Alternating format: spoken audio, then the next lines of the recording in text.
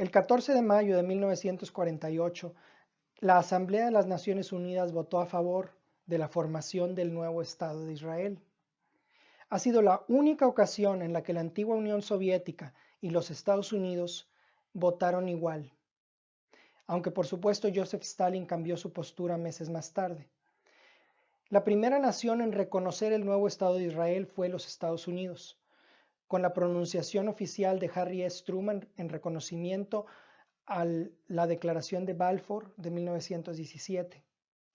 Ese día, en mayo de 1948, el presidente David Ben-Gurion declaró la inauguración del nuevo Estado de Israel e inmediatamente se declaró una guerra santa por parte de las naciones árabes alrededor. Egipto, Líbano, Siria, Irak, Arabia Saudita y la Liga Árabe tenían tropas listas para invadir. Egipto comenzó a bombardear Tel Aviv y durante los primeros días de la guerra parecía que iba a ser el fin. Israel había tenido armamento preparado, pero no habían alcanzado a permitir su entrada debido al mandato británico. Pero en el momento justo se recuperaron, enlistaron uno de cada 6 israelíes para combatir en el ejército, muchos de ellos sobrevivientes del Holocausto. Y cuando el polvo se asentó, en enero de 1949, Israel era una nueva nación con parte de la capital desgraciadamente perdida. La antigua ciudad de Jerusalén cayó a manos de los transjordanos. No fue sino hasta 1973, durante la Guerra de los 6 días, que el Estado de Israel logró reconquistar la ciudad antigua de Jerusalén, y ese día corrían lágrimas en el muro de las lamentaciones como si lo hubieran mojado con lluvia de todos los israelíes que se congregaron para orar ahí. Sin embargo, para la mayoría de cristianos en este país, los eventos que les acabo de mostrar, de decir, aparte de las otras 3 guerras, porque son 5 guerras mayúsculas que Israel ha enfrentado, son simplemente un accidente político. Los árabes, por el contrario, han establecido que la formación del Estado de Israel es una afrenta, es un insulto que los judíos ocupen tierra que en alguna ocasión fue conquistada bajo el mando de Alá.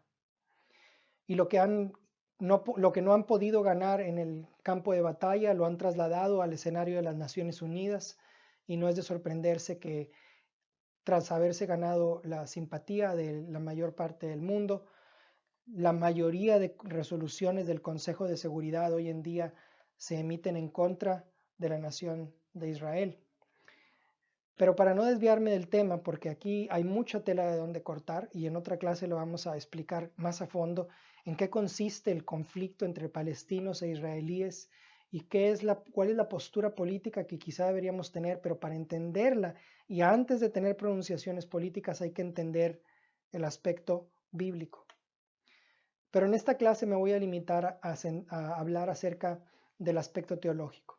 El aspecto político se tiene que enfatizar y es necesario hablar de eso, pero está más allá del alcance de esta serie.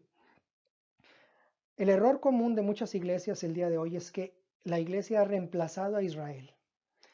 Pero mi tesis en esta clase es que el Nuevo Testamento es el fundamento, el cimiento para nuestro apoyo de la nación de Israel. Contrario a lo que muchas denominaciones protestantes en este país piensan, como por ejemplo los presbiterianos en el 2014, que declararon abiertamente su apoyo para los palestinos, la postura de los cristianos sionistas es que Israel está en el Nuevo Testamento y que nuestra postura como sionistas no es una postura atrapada en el Antiguo Testamento, es una postura que se encuentra en el Nuevo. Y para usar este tiempo, sabiamente, vamos a enfocarnos en 2 pasajes. En la siguiente clase vamos a ver un análisis quizá más a fondo, pero en esta clase solamente vamos a hablar de Hechos, un pasaje en Hechos y otro en Romanos. Entonces, Israel, antes de llegar ahí, hay que reconocer que es una nación secular, porque ha ocurrido un fenómeno que en el Nuevo Testamento está profetizado, que iban a recibir primero su tierra, pero no iban a volver a Dios. Iban a volver a su tierra, pero sus corazones no iban a regresar al Señor. Y de hecho es la misma proporción de la población que va a la sinagoga que la que va a la iglesia en este país. Entonces la pregunta es, ¿será que Dios está defendiendo una nación fundada por agnósticos y ateos que es claramente secular? ¿O será que es una contradicción pensar que Dios puede hacer un Dios moral, puede respaldar a un pueblo como ese? Y por supuesto algunos cristianos tienen la actitud del hijo mayor del pródigo y dicen, ¿cómo es que pueden tener la bendición de Dios? No la merecen. Han hecho lo opuesto para merecerla. De acuerdo con la historia de Lucas 15, cualquiera, de hecho, merece ir al infierno. Y si Dios nos enviara a cualquiera de nosotros al infierno, no sería injusto, sería perfectamente justo. Si Él elige tener misericordia de algunos, como ustedes o como yo, o de Israel, eso no es asunto de ustedes ni es asunto mío. Otros cristianos asumen que el Nuevo Testamento ha cancelado el Nuevo Testamento y que por lo tanto la iglesia es el nuevo Israel. Y aquí el problema principal es pensar cómo puede un Dios bueno que defiende ciertos principios espirituales, ayudarles a regresar a la tierra y permitirles sobrevivir 5 guerras mayúsculas cuando claramente no están del lado del Señor y han rechazado al Mesías. Si Dios hubiera terminado con Israel hace 2000 años, ¿cómo te explicas los eventos militares y políticos desde 1948 a la fecha? Porque voy a retar a cualquier experto militar a que explique cómo es que los israelitas sobrevivieron semejantes ataques. Pero antes de llegar ahí, les quiero decir 2 principios. Número 1, Dios es soberano. Y no nos gusta escuchar eso. No nos gusta porque sabemos entonces que no somos seres autónomos. Dios tiene un derecho perfecto de hacer lo que Él quiera con cualquier ser humano. Al final de cuentas, Él es el alfarero y nosotros somos el barro. Sin embargo, Dios no es arbitrario ni es rencoroso. Dios escogió a este pueblo para poder mostrarle al mundo entero cómo es Él. Para que ellos fueran el modelo de sociedad que demostraran las alturas de bendición a las que el ser humano puede elevarse cuando obedece y también las bajezas de depravación que puede llegar el ser humano cuando desobedece. Y solamente en esta tierra prometida de Israel es donde ellos pueden cumplir ese mandato. El título de propiedad de la tierra prometida le pertenece a Israel, pero la ocupación es condicional. Y en el libro de Joel expresa claramente que después de que los revuelva a la tierra, los traerá de vuelta a él. En el capítulo 2 de Joel, en el capítulo 31 de Jeremías, que vimos la clase pasada, en el capítulo 36 de Ezequiel, siempre, siempre el pueblo vuelve a la tierra primero y luego sus corazones vuelven al Señor. Pero si no están en la tierra prometida, el corazón judío está incompleto. Por los ríos de Babilonia lloramos, colgamos nuestras arpas on the willow tree, en inglés. Dice, junto a los ríos de Babilonia, allí nos sentábamos y aún llorábamos, acordándonos de Sión, sobre los sauces en medio de ella. Colgamos nuestras arpas, y los que nos habían llevado cautivos nos pedían que cantásemos. Y los que nos habían desolado nos pedían alegría, diciendo, cantadnos algunos de los cánticos de Sión. El corazón judío ha vuelto hasta cierto punto al Señor, y les vamos a ver en esta clase, y es un milagro, porque cuando llegaron a la tierra prometida en 1948 podías contar el número de judíos mesiánicos en 2 manos, pero desde entonces ha habido un incremento en la aceptación de, de Yeshua, la cual no quiero tampoco sobreenfatizar porque es infinitesimal, pero lo vamos a ver más adelante. Lo que quiero enfatizar es que los eventos que ocurrieron en el Medio Oriente en 1948 no fueron una casualidad. Están profetizados. Isaías lo profetizó en el capítulo 11, diciendo que los iba a traer una segunda vez. Asimismo acontecerá en aquel tiempo que Jehová alzará otra vez su mano, otra vez, para recobrar el remanente de su pueblo que aún quede en Asiria, Egipto, Patros, Etiopía, Elam, Sinar y en las costas del mar. Y levantará pendón en las naciones y juntará a los desterrados de Israel y reunirá a los esparcidos de Judá de los 4 confines de la tierra. Hay quienes piensan que esta profecía se cumplió con el retorno de los judíos de Babilonia a Israel, y ciertamente regresaron alrededor de 50,000 de ellos, pero solamente regresaron de Babilonia. Esta profecía de Isaías, hecha hace 600 años antes de Cristo, estaba prediciendo los eventos de 1948. Y en el último día de la existencia de la raza humana, va a haber una nación en el mapa mundi llamada Israel. Y si no, mi fe se estremecería hasta el centro, porque no podría ser capaz de confiar en un Dios que no es capaz de mantener este tipo de promesas. Dios es soberano. Segundo punto, Israel está en una situación en la cual Dios los ayuda porque Dios los ama, no porque lo merezcan, sino porque Dios lo profetizó. El Estado de Israel no es una nación religiosa. De hecho, tienen muchos problemas desde que establecieron el país sobre qué tipo de leyes de Moisés se pueden establecer en una sociedad civil, porque ya no ajustan la Torah, no se puede ajustar a la vida moderna. Tomen, por ejemplo, la ley del sábado.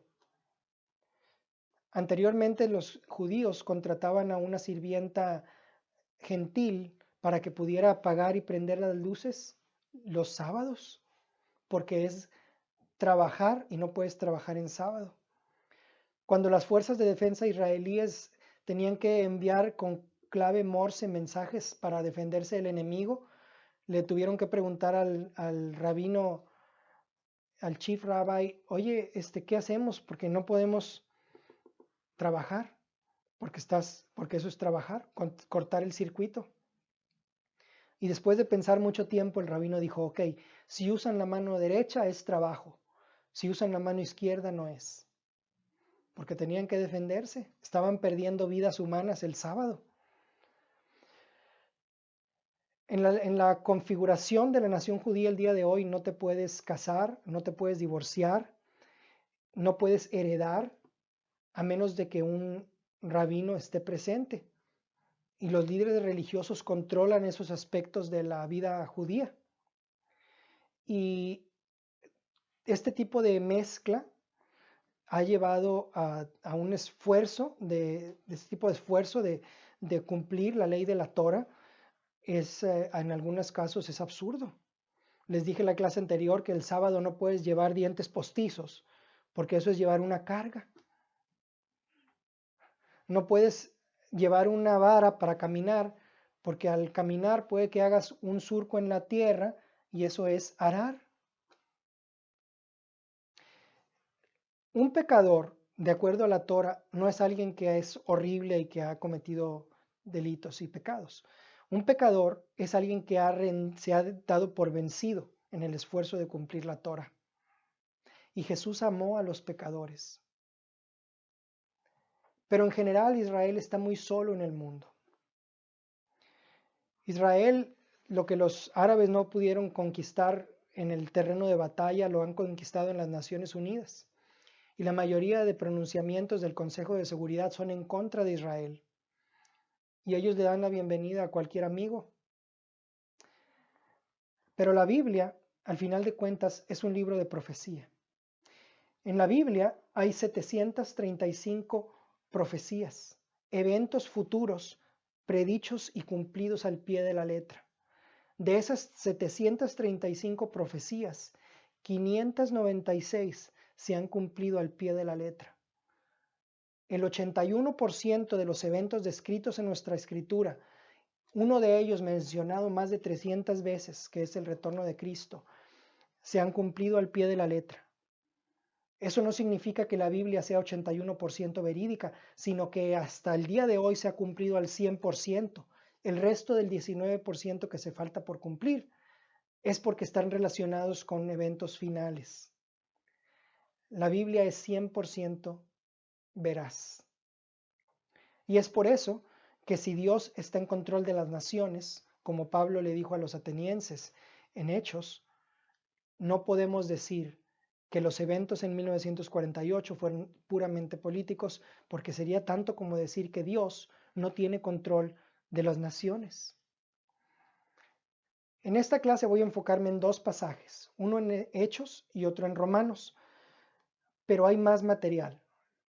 Voy a enfrentar vamos a discutir algunas de las objeciones más específicas de la iglesia con respecto a la postura sionista en la tercera clase. En esta nada más vamos a tocar esos dos puntos. El primer punto está en Hechos capítulo 1, versos 4 al 8. Durante las 6 semanas que intervinieron desde la muerte y resurrección de Cristo hasta su ascensión, Jesús se dedicó a dar estudios bíblicos. Y ninguno de ellos está grabado, lástima, pero el entendimiento que tenemos de esos pasajes, en particular este asunto mencionado en el primer capítulo de Hechos, va a colorear toda tu actitud con respecto a Israel. Y este pasaje ha causado una profunda división entre cristianos por el entendimiento de la respuesta que le da Jesús a los apóstoles a esta pregunta que les voy a leer. Dice, y estando juntos les mandó que no se fueran de Jerusalén, sino que esperasen la promesa del Padre, la cual les dijo, oísteis de mí. Porque Juan ciertamente bautizó con agua, mas vosotros seréis bautizados con el Espíritu Santo dentro de no muchos días. Entonces, los que se habían reunido le preguntaron diciendo, Señor, ¿restaurarás el reino a Israel en este tiempo? Y les dijo, ¿no os toca a vosotros saber los tiempos o las sazones que el Padre puso en su sola potestad? Pero recibiréis poder cuando haya venido sobre vosotros el Espíritu Santo, y me seréis testigos en Jerusalén, en toda Judea, en Samaria y hasta lo último de la tierra. Toda la iglesia está de acuerdo en el significado de la pregunta que le hicieron los apóstoles al Señor. Señor, ¿restaurarás el reino a Israel en este tiempo? Todos los cristianos saben y están de acuerdo que era una pregunta nacionalista, una pregunta racial, una pregunta política, y aunque en nuestros días el patriotismo es políticamente incorrecto, estamos todos de acuerdo en lo que los discípulos le preguntaron a Jesús. El problema está en la interpretación de la respuesta de Jesús. Hay dos interpretaciones. La primera es la interpretación convencional y la segunda es la interpretación sionista. La interpretación convencional dice que los discípulos hicieron la pregunta incorrecta. Para empezar, los discípulos fueron los que le hicieron esta pregunta a Jesús. Jesús nunca lo mencionó.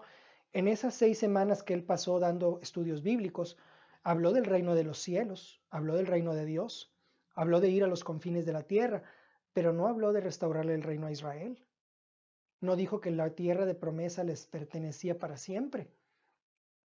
Fueron los discípulos los que tuvieron que decirle a Jesús, oye Señor, ¿vas a restaurarle el reino a Israel en este tiempo? Y entonces Jesús, la interpretación convencional dice Jesús, les tuvo que decir, ay, mis discípulos, ¿hasta cuándo estaré con ustedes?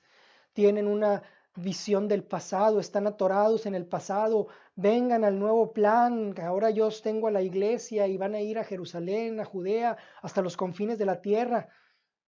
Tengo que cambiar, redireccionar su atención al tema central de las misiones mundiales, comenzando en Jerusalén, pero el programa alternativo de Dios es ir hasta los confines de la tierra, porque a Dios ahora le interesa tener un pueblo internacional, es decir, la iglesia, y ha abandonado al pueblo judío. Esa es la interpretación convencional, que virtualmente Jesús estaba diciendo, el reino de Israel nunca va a ser restaurado. No sé por qué me están preguntando eso. Sin embargo, la interpretación sionista es que Jesús respondió una pregunta muy sensata y dio una respuesta muy sensata. Cuando yo hago una pregunta y cuando tú haces una pregunta, lo importante que hay que hacernos, lo importante que hay que preguntarnos es cuáles son las suposiciones que están escondidas en tu pregunta, porque eso es lo que va a determinar si la pregunta es correcta o no, si la puedes contestar o si necesitas una aclaración. Por ejemplo, si alguien me pregunta, Eduardo, ¿ya dejaste de golpear a tu esposa? Ahí hay una suposición muy importante. Ciertamente, si dices que sí, que estás admitiendo que lo hiciste, y si dices que no, quiere decir que todavía lo estás haciendo. Entonces esa pregunta la tienes que aclarar. De la misma manera, en esta pregunta de los apóstoles hicieron una pregunta específica, porque tenían 5 suposiciones que para ellos ya eran seguras y solamente una duda. Esas 5 suposiciones eran que el reino de Israel un día lo tuvieron, que Israel un día tuvo el reino, que Israel un día perdió ese reino, que Israel un día lo va a recuperar, que Jesús tiene el poder para dárselos de vuelta y que es la voluntad del Padre hacerlo.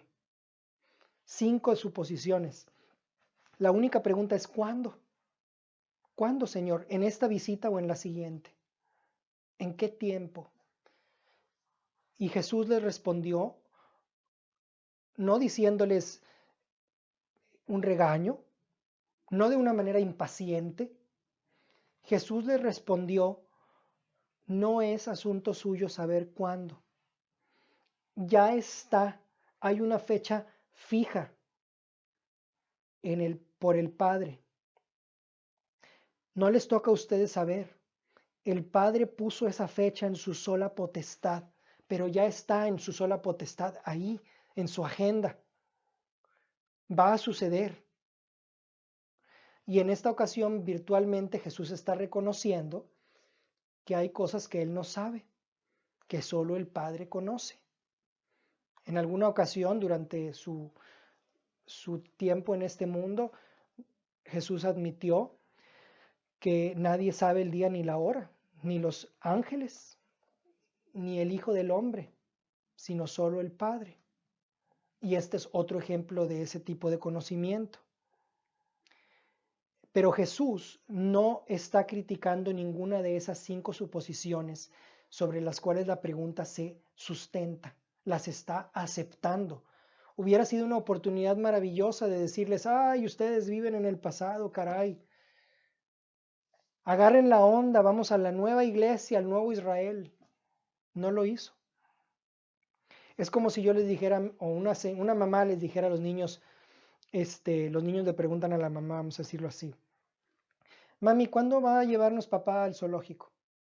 Y la mamá dice,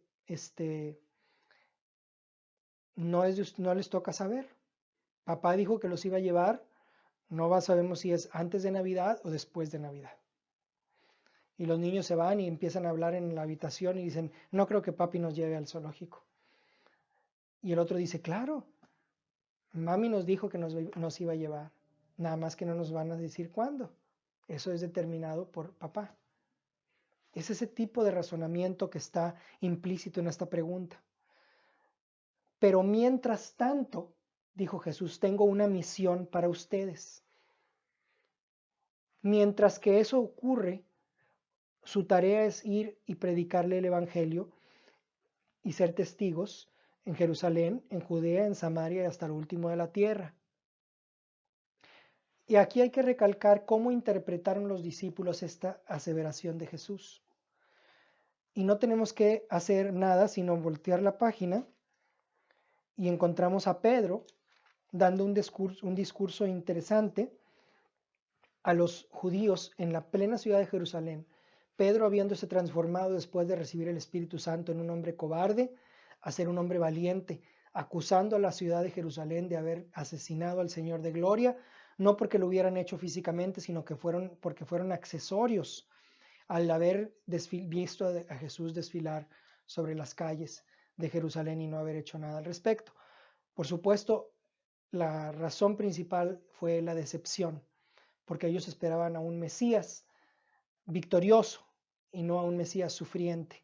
Y esa decepción sin duda los llevó a la crucifixión. En el capítulo 3 de Hechos dice, y él, así que arrepentíos y convertíos para que sean borrados vuestros pecados, para que vengan de la presencia del Señor tiempos de refrigerio. La vida cristiana es difícil, pero vienen tiempos de refrigerio, ocasionalmente. Y gloria a Dios por eso.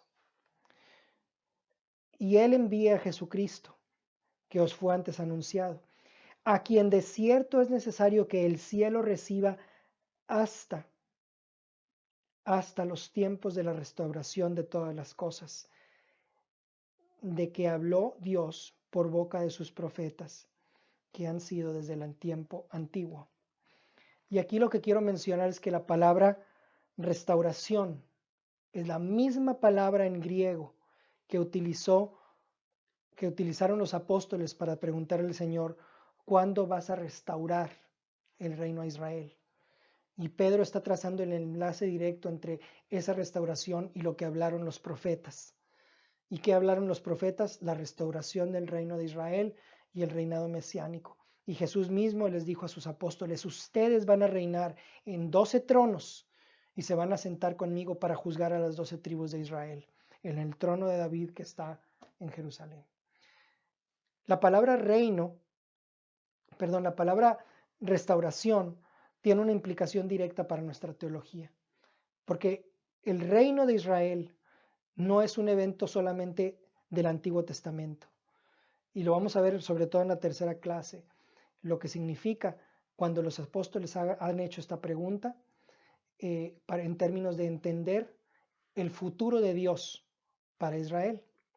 El segundo punto es Romanos.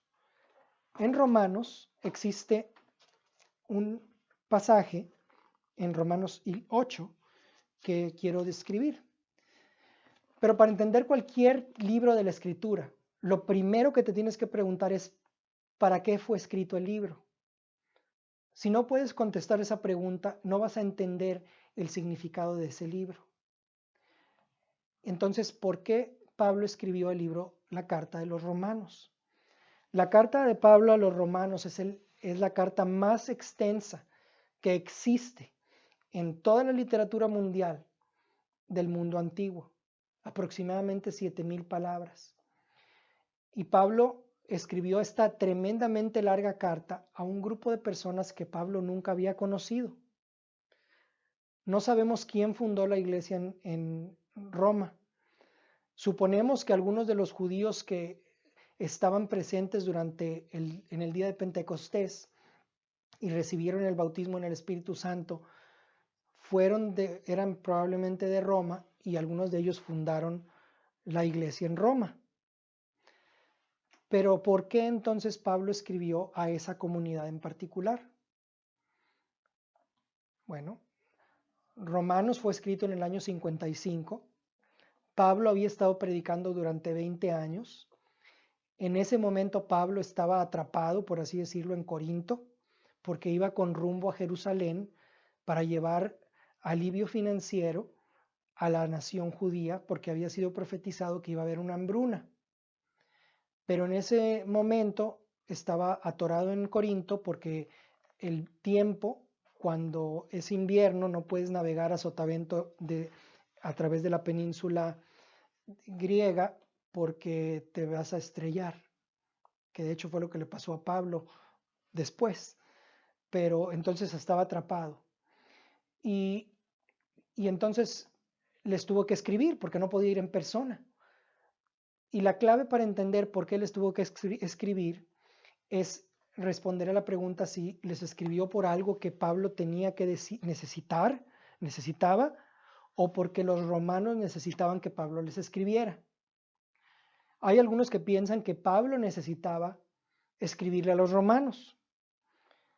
Piensan que Pablo necesitaba una nueva base y menciona que iba con rumbo a España y que por lo tanto quería utilizar Roma como una nueva base misionera. Otros piensan que Pablo quería expresar su evangelio en la gran metrópolis, pero la carta a los romanos no es el evangelio de Pablo. Ciertamente no es el evangelio completo. Tiene muchos aspectos de ese evangelio, pero no está completo. No se menciona la segunda venida de Cristo, no se menciona aspectos críticos de la doctrina paulina, de la Eucaristía, no se menciona el arrepentimiento, no se menciona cantidad de cosas. Se menciona mucho de la justicia, pero el énfasis no es en compartir su evangelio. Hay otros que piensan que la razón por la que escribió el evangelio está en Pablo, perdón, en los romanos, que ellos eran los que necesitaban que Pablo les escribiera. Y esa es mi postura. Verán, lo que pasó en la iglesia de Roma fue que el emperador Claudio, que fue el hombre que era emperador antes de Nerón, y si ustedes recordarán en las otras clases, la persecución de cristianos en Roma comenzó con Nerón, pero Claudio, el emperador anterior a Nerón, ordenó que todos los judíos de Roma abandonaran la capital, alrededor de 40,000 judíos. Y lo hizo porque había habido muchos disturbios en la comunidad judía, al parecer relacionados con algún hombre llamado Crestus. Y ciertamente es posible que haya sido seguramente Cristo, Jesús. Y al ordenar que todos esos judíos abandonaran Jerusalén, la iglesia, que hasta ese momento había sido primordialmente judía, con algunos gentiles, se transformó y de ese momento en adelante se convirtió en una iglesia principalmente gentil. Después de eso, cuando los judíos fueron permitidos a regresar a Roma por Nerón, porque Nerón fue un buen emperador en sus primeros años. Fue algo así como Hitler, que en los primeros años de su reinado, de ser presidente, inventó el Volkswagen y solucionó la inflación en Alemania, elevó la economía. Y Nerón también hizo muy buenas cosas durante los primeros años de su reino. Una de ellas fue traer a los judíos de vuelta. Pero al volver, se dieron cuenta que ya no eran bienvenidos, que la iglesia ya no los quería, que durante el tiempo que se habían alejado, los cristianos que habían quedado en las iglesias de Roma dijeron que los judíos habían sido echados fuera porque era la voluntad de Dios tener un nuevo pueblo. La teología del reemplazo había comenzado a asomar su fea cara. Entonces, cuando esos judíos regresaron, entre ellos Aquila y Priscila, los rechazaron. Y más adelante, como vemos en Hechos 18, Aquila y Priscila conocieron a Pablo. Y Pablo quedó horrorizado al darse cuenta que esa división entre judíos y no judíos podía dar origen a la primera ruptura de la iglesia cristiana en dos denominaciones. porque al final todas las carreteras llevan a Roma y lo que pasa en la metrópolis iba a suceder en todo el imperio. Pero como Pablo nunca los había conocido, entonces tuvo que escribirles con mucho tacto. En lugar de escribirles como una exhortación directa, como lo hizo con los Gálatas, que eran sus hijos a los que conocía, con los romanos tuvo que ser más como un profesor. En la carta de los romanos hay una serie de saludos. Es la carta con más saludos porque quería establecer una base común. Yo conozco a fulanito y conozco a menganito y miren, porque quería relacionarse con ellos con tacto para poder llegar a su tema principal. El capítulo de los capítulos 9 al 11 del libro de la carta a los romanos no son un paréntesis, como la mayoría de eruditos dicen. No es que Pablo de repente haya dicho, es que le nació lo judío y quiere hablar acerca de sus hermanos. No. Es la continuación lógica de la carta. En el capítulo 8, todos lo hemos leído, termina: antes en todas estas cosas somos más que vencedores por medio de aquel que nos amó, por lo cual estoy seguro de que ni la muerte, ni la vida, ni ángeles, ni principados, ni potestades, ni lo presente, ni lo porvenir, ni lo alto, ni lo futuro, ni ninguna otra cosa creada nos podrá separar del amor de Dios que es en Cristo Jesús, Señor nuestro. ¡Wow! ¿Y qué tal los judíos?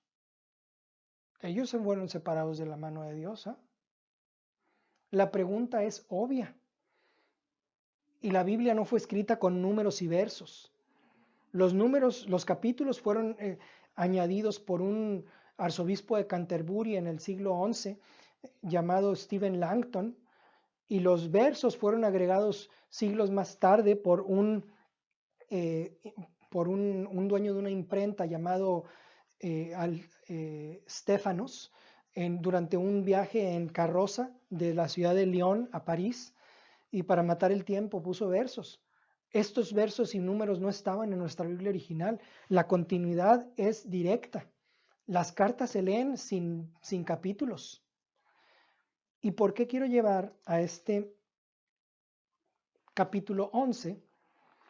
Porque aquí hay 17 cosas que la mayoría de iglesias no predican. 17 cosas sobre el pueblo judío que no sabemos. Porque la mayoría de predicadores, comenzando desde Martín Lutero, solamente predican del primer capítulo al octavo, luego brincan del 9 al 11 y empiezan del 14 al 18, otra vez. ¿Cuáles son esas 17 cosas que Dios dijo acerca de los judíos que ustedes y yo tenemos que saber acerca del corazón de Dios sobre los judíos que están en el Nuevo Testamento? Y con eso termino esta clase.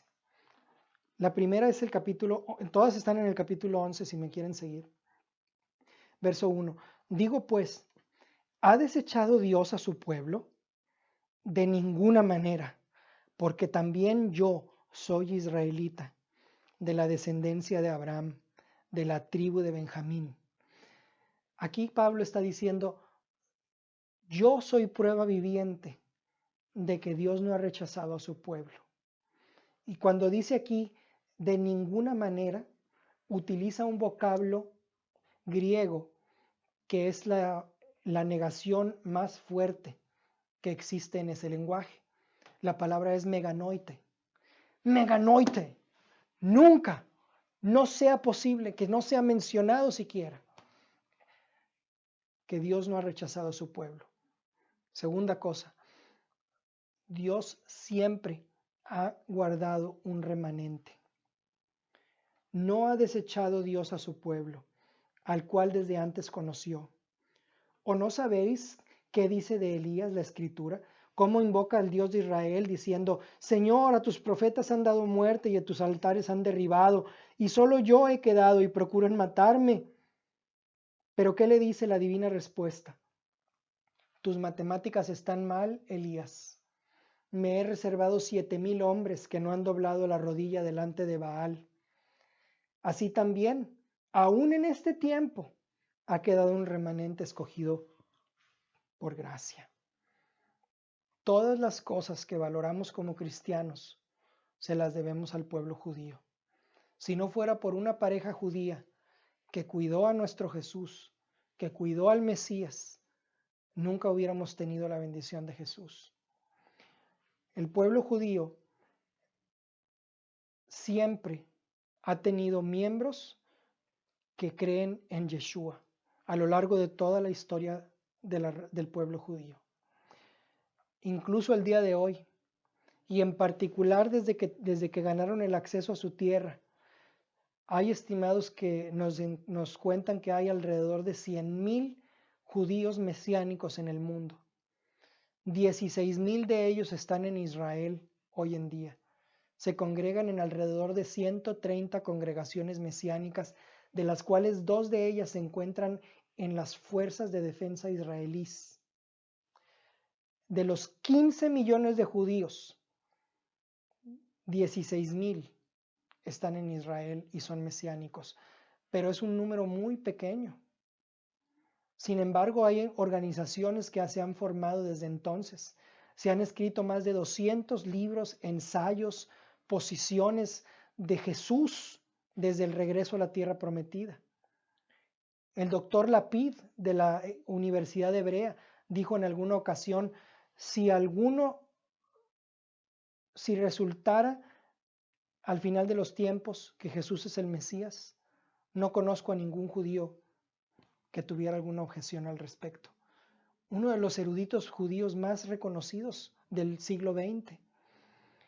En nuestros días está el movimiento de judíos por Jesús, que reúne a miles de judíos mesiánicos en este país. Está la Alianza Mesiánica de Judíos en Estados Unidos, la Universidad Mesiánica en Pensilvania.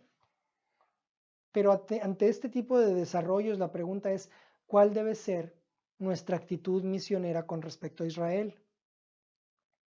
Aquí hay que recordar que los judíos solamente necesitan una sola cosa para volver a Cristo, y es una revelación de que Jesús está vivo. Eso fue lo único que necesitó Saulo de Tarso en el camino a Damasco para saber que todo tenía sentido si Jesús es el Mesías. Y cuando Jesús vuelva, no va a volver a Londres, no va a volver a Washington, no va a volver a Roma, va a volver a Jerusalén. Pero la actitud extrema ante esta nación que va a nacer en un día, en ese día, es pensar que los podemos evangelizar como si fueran cualquier otra nación gentil. Esa no es la fórmula. Hay que amarlos primero, hacernos sus amigos primero, porque la mente judía es muy larga y para ellos las cruzadas sucedieron ayer, en la que los cristianos obligaron a los judíos a bautizarse y a comer cerdo, y los llamaban en España marranos, porque los obligaban a convertirse bajo pena de muerte, a bautizarse, y muchos de ellos se permanecieron como judíos secretos. Si alguna vez van a Jerusalén, les aconsejo, o a Israel, les aconsejo que visiten el Museo de la Diáspora, que está en Tel Aviv, en la universidad, y se van a sentir avergonzados de ser cristianos, de todas las cosas que los cristianos le han hecho a los judíos en la diáspora. Y sí, los judíos persiguieron a la iglesia cuando tuvieron la oportunidad de hacerlo. Y si lees los discursos de los padres de la iglesia como Crisóstomos, el predicador de la boca de oro, es horrible la clase de cosas que predicó contra los judíos, porque al no poder la iglesia poder combatir a los judíos de forma militar o política, solamente les quedaba hablar. Pero la iglesia tomó su venganza, y qué venganza, después de la conversión de Constantino. Pero es importante para nosotros ser amigos primero y consolar a Sión. Muchos de ellos se van a sorprender de que pienses, de que encontrar que cristianos sean sus amigos. Hay una estatua de la Edad Media que representa a la iglesia como una mujer fuerte, victoriosa, alzando la mano, y a su lado hay una mujer pequeñita, desnutrida y pobre, que representaba a la raza judía. Identifiquémonos con ellos, apoyémoslos. Ese es el primer paso. Ahora, hay que recordar que Israel tiene una fuerte corriente anticristiana. No se trata de amar a alguien que merezca ser amado. De hecho, los árabes son más buena gente. Francamente, los encuentro más amables. Pero es una realidad que el Estado judío, el día de hoy, tiene muchos métodos contrarios al cristianismo. Entre ellos, por ejemplo, en el Knesset se estableció el acto contra el cambio de religión, en el cual puedes ir a prisión si se demuestra que le ofreciste cualquier tipo de bien material a alguien que cambió de religión. Incluso darle una comida a un judío, invitarlo a comer, puede hacer que acabes en prisión si se convierta.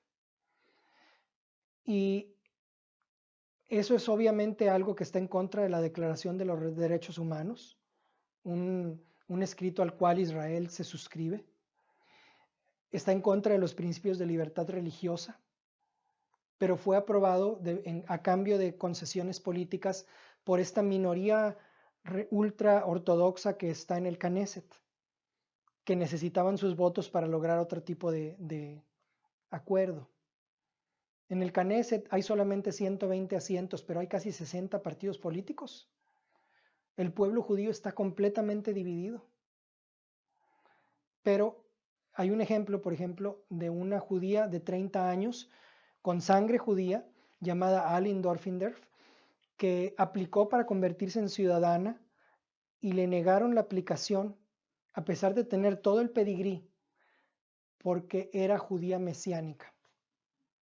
Y al haber sido creyente en Yeshua, no podía ser ciudadana. Ese tipo de persecución ocurre hoy en el Estado de Israel en los últimos años. Así que no hay que ser inocentes. Hay que tener los ojos bien abiertos acerca de lo que estamos diciendo aquí. La cosa que no sabíamos, número 3. Y si por gracia, ya no es por obras. De otra manera la gracia ya no es gracia.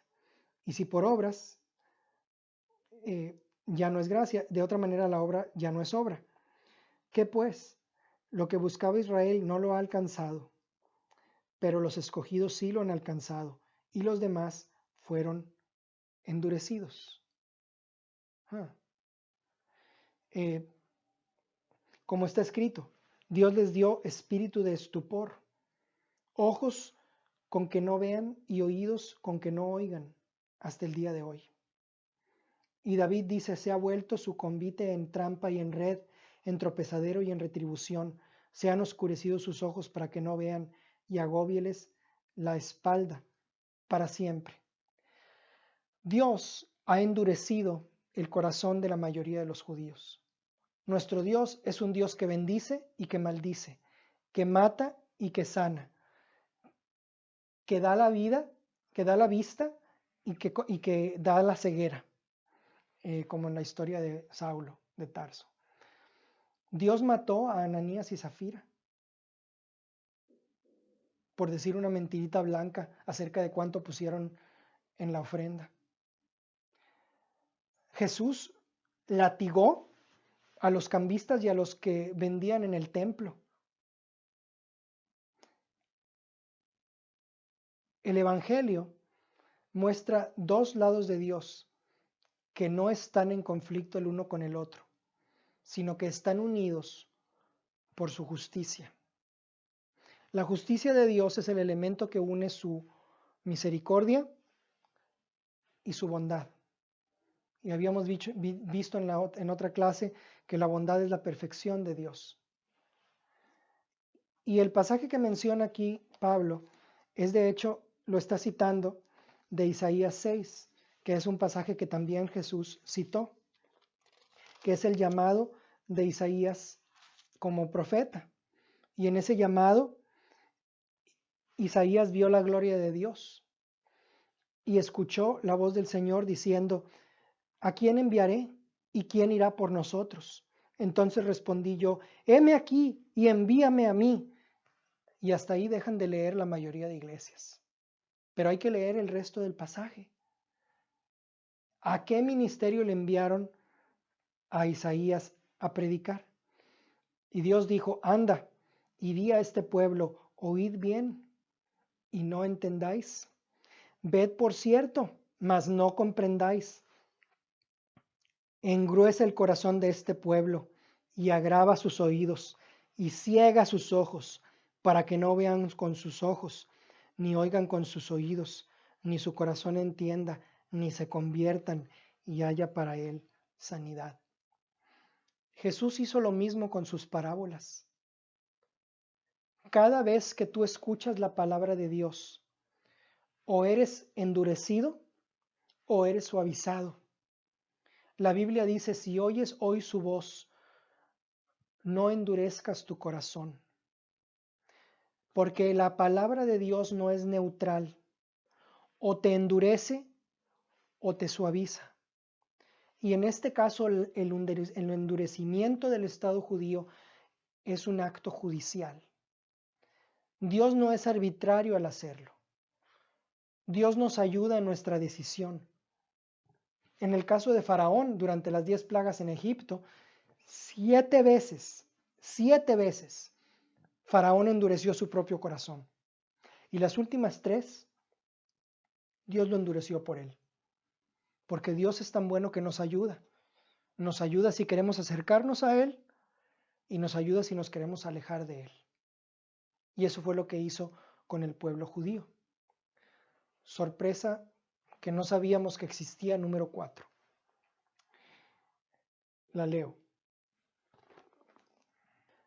Digo pues, ¿han tropezado los de Israel para que cayesen? En ninguna manera, pero por su transgresión vino la salvación a los gentiles para provocarles a celos.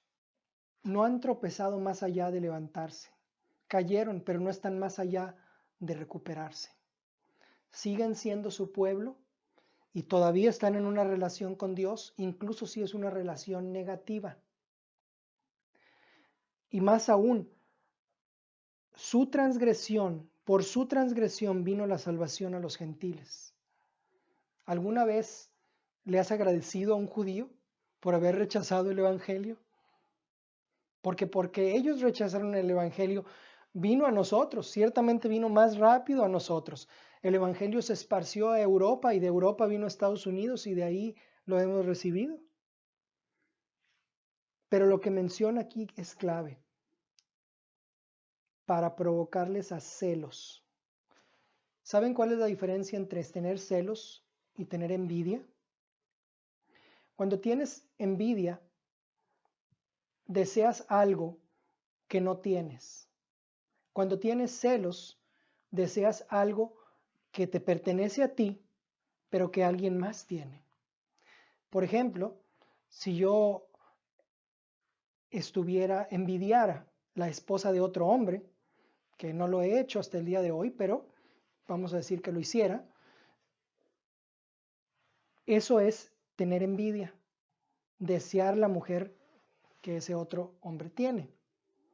Pero si alguien se va con mi esposa y me deja y se va con otro, lo que voy a sentir son celos de ver a otro con algo que me pertenece a mí, de acuerdo a la ley de Dios. Entonces, hay que provocarlos a celos porque el Mesías es su Mesías. Vimos en la clase anterior que el pacto con Dios, el pacto de Dios con Israel es un pacto judío. Nosotros somos injertados, pero es un pacto que hizo con la casa de Judá y con la casa de Jacob. Siguiente punto, número 4 y 5 fue la salvación, de hacerlos celosos, no envidiosos. La sexta, la leo.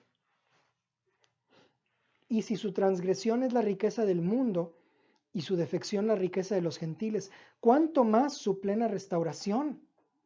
No está diciendo si llega su restauración, Está diciendo cuánto más va a ser, sino la resurrección de entre los muertos, que dice en el siguiente, en el verso 15. Porque si su exclusión es la reconciliación del mundo, ¿qué será su admisión? Sino vida de entre los muertos. No está diciendo si es que viven de entre los muertos, sino lo está afirmando.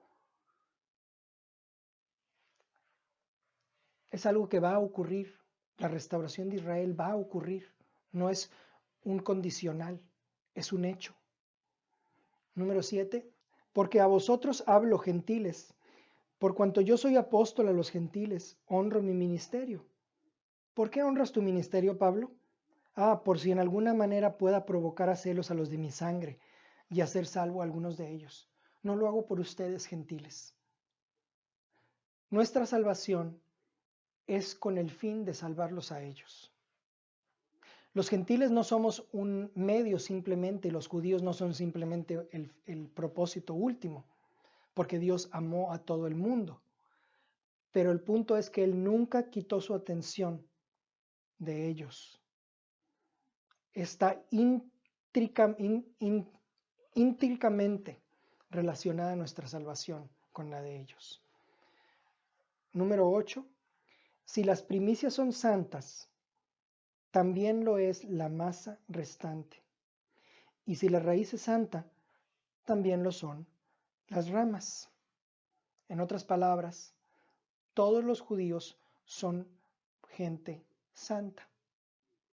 No porque sean merecedores del título de santos, porque si tú vas a Tel Aviv en la noche, vas a encontrarte que la vida nocturna no es muy diferente a una ciudad en Estados Unidos. Ellos son santos porque son un pueblo puesto aparte para el uso de Dios, porque ellos son la escena en la cual Dios va a obrar las mayores manifestaciones de poder en la historia de la raza humana al final de los tiempos. De la misma manera, todos los cristianos son santos, ya sea que vivan como santos o no. Somos llamados santos en el Nuevo Testamento. La diferencia es que nosotros somos llamados santos después de venir a la fe y los judíos son llamados santos antes, porque ese es su llamado como pueblo. Número 9.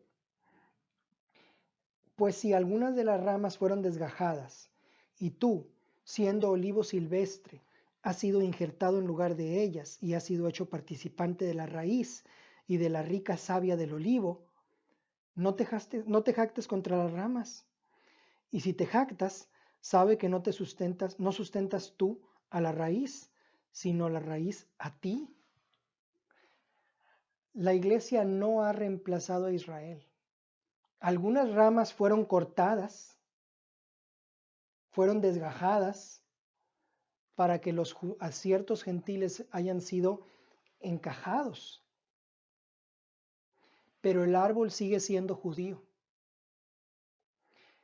Si tenemos éxito en dejudaizar la iglesia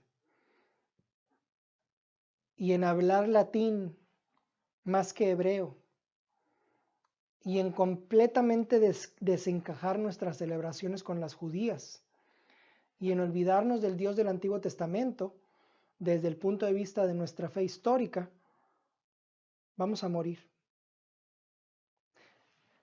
El punto número 10, que se me acaba el tiempo, es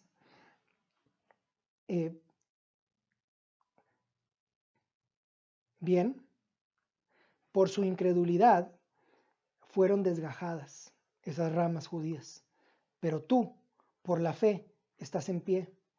No te ensoberbezcas, sino teme, porque si Dios no perdonó a las ramas naturales, a ti tampoco te perdonará. Mira pues la bondad y la severidad de Dios. La severidad ciertamente para con los que cayeron, pero la bondad para contigo, si permaneces en esa bondad. De otra manera, tú también serás cortado. Dios trata a los cristianos de la misma manera en que trató a los judíos. Es el mismo Dios y nos trata igual. Tengan miedo de perder su salvación. Hay 80 pasajes en el Nuevo Testamento que confirman que tú también puedes ser cortado. No es una vez salvo, para siempre salvo. Ya lo vimos en otras clases. Pero el punto aquí es que los judíos que fueron desgajados por su incredulidad, fueron desgajados. Y si nosotros no permanecemos en la misericordia de Dios, también vamos a ser desgajados. Punto 11. Y aún ellos, si no permanecieren en incredulidad, serán injertados, pues poderoso es Dios para volverlos a injertar. Un día Dios va a reinjertar a la nación judía, a ese árbol de olivo cuyas ramas son los patriarcas, Abraham, Isaac y Jacob, por darles los nombres hebreos. ¿Cómo? Suavizando sus corazones.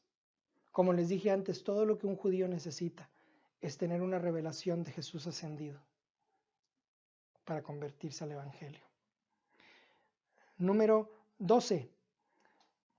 Porque si tú fuiste cortado del que por naturaleza es olivo silvestre, y contra naturaleza fuiste injertado en el buen olivo, ¿cuánto más estos, que son las ramas naturales, serán injertados en su propio olivo? Los judíos que se convierten tienen tanto que dar que desearía que tuvieran amigos judíos, convertidos especialmente, mesiánicos, porque tienen una visión de las escrituras hebrea.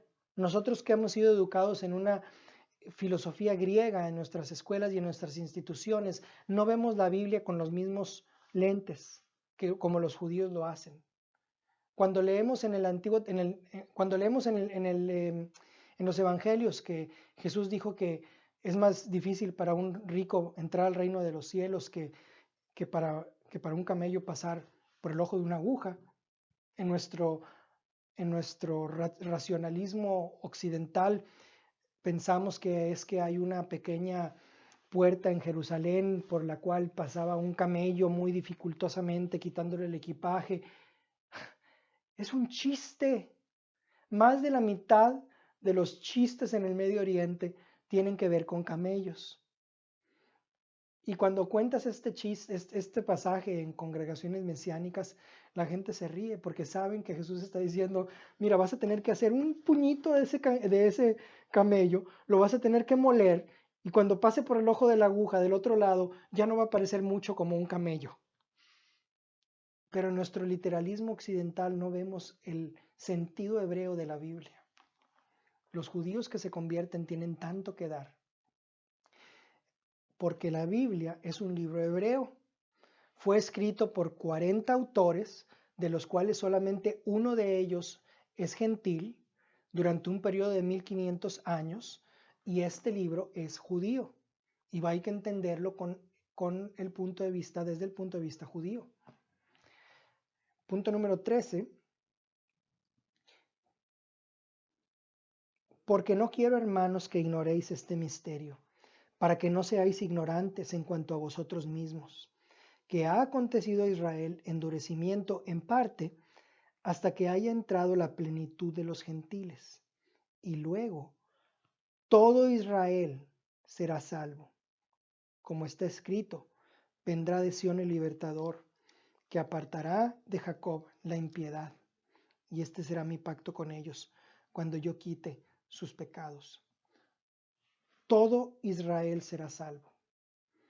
¿Significa esto que todo judío que haya vivido desde el principio de la historia humana hasta el día de hoy va a ser salvo? No. ¿Significa que todos los judíos que estén vivos cuando Jesús vuelva van a ser salvos? No sé, habrá que ver. Pero lo que sí sé que dice es que va a haber representantes de todas las 12 tribus que van a ser salvos. Un número representativo de todas las 12 tribus de Israel va a ser salvo. La frase todo Israel ocurre frecuentemente en el Antiguo Testamento. Cuando dice todo Israel se congregó a David en Hebrón, cuando dice todo Israel se congregó con Salomón en Jerusalén, habla de que un número significativo de todas esas tribus se congregaron en un solo lugar, todo Israel. Y dice que de esa manera será salvo. ¿De qué manera? Porque en realidad la traducción dice, y luego todo Israel será salvo. Pero la traducción está mal. La palabra es, y luego, en la Reina Valera de 1960 está mal, dice, y de esta manera todo Israel será salvo. La palabra en griego es hutos, no es luego. Entonces, de esta manera todo Israel será salvo. ¿De qué manera? De la misma manera en la que tú y yo fuimos salvos, por creer en Yeshua, a través de su fe en el Mesías. 14. Así que en cuanto al Evangelio, son enemigos por causa de vosotros, pero en cuanto a la elección, son amados por causa de los patriarcas.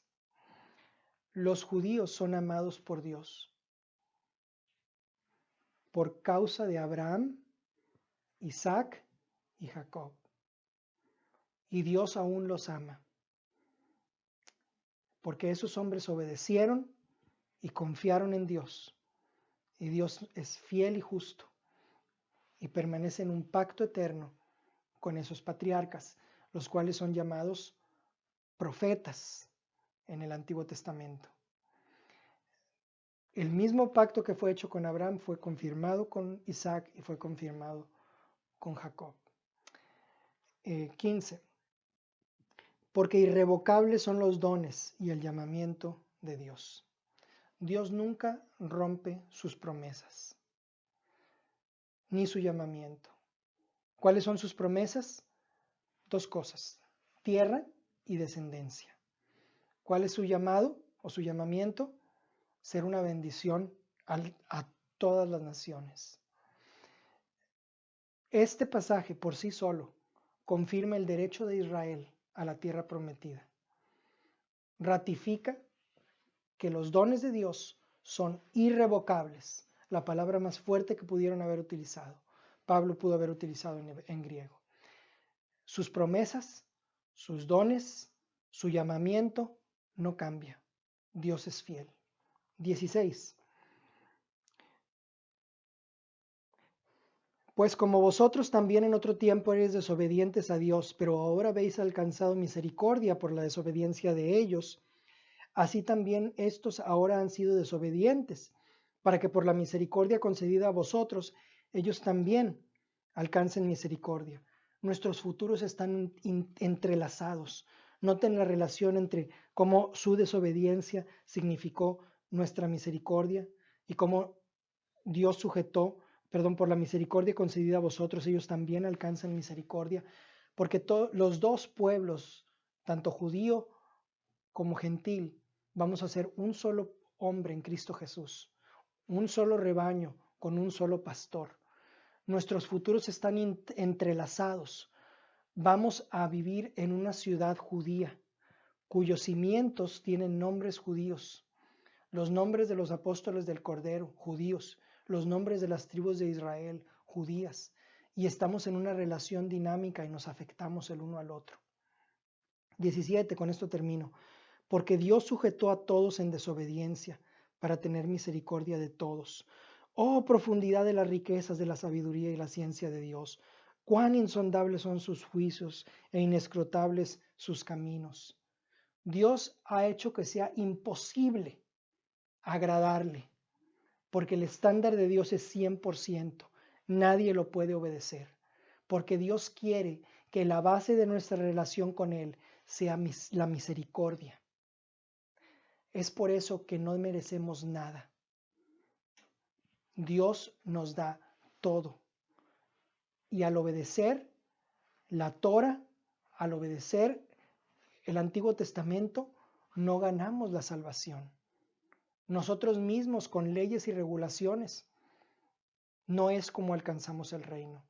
Dios desea tener misericordia tanto de judíos como de gentiles y por eso estableció el nuevo pacto a través de ese cambio de corazón, no a través de la letra de la ley, porque cuando la ley fue dada murieron 3,000 y cuando el Espíritu vino 3,000 fueron salvos, porque la ley mata, la letra mata, pero el Espíritu da vida.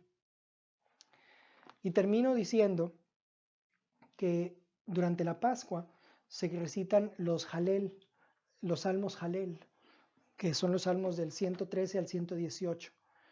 Y en el Salmo 118 Jesús dijo, lo utilizó Jesús, cuando llegó en el domingo de Ramos y lo recibieron, pero Jesús vio perfectamente lo que querían decir y se dio cuenta que era falso, porque tenían la expectativa incorrecta del Mesías y lloró. Jesús lloró en público. Jesús, como la mayoría de los judíos, era un hombre sumamente emocional y deseaba tener a Jerusalén como una gallina acurruca a sus pollos, pero no quisiste, oh Jerusalén. Y en ese mismo lugar donde David lloró, Jesús lloró. Y dijo Jesús, Jerusalén, cuántas veces quise acurrucarte como una gallina a tus pollos, pero no quisiste. No me verás más. ¿Hasta qué? Hasta que, y esa es la palabra clave en el Nuevo Testamento, hasta que digas, Baruch haba b'shem Adonai, blessed is he who comes in the name of the Lord. Bendito el que viene en el nombre del Señor. Y ese día viene, y ese día es un día futuro, y el reinado del Mesías va a ser desde Jerusalén, no desde otra ciudad. Sus pies van a tocar el monte de los olivos, dijo el profeta Zacarías. Y en la tercera clase vamos a ver exactamente en qué se diferencia el enfoque de la iglesia del reemplazo de Israel por la iglesia y por qué está mal. Es un punto complicado, así que traigan su gorra de pensar y nos vemos la siguiente clase. Amén.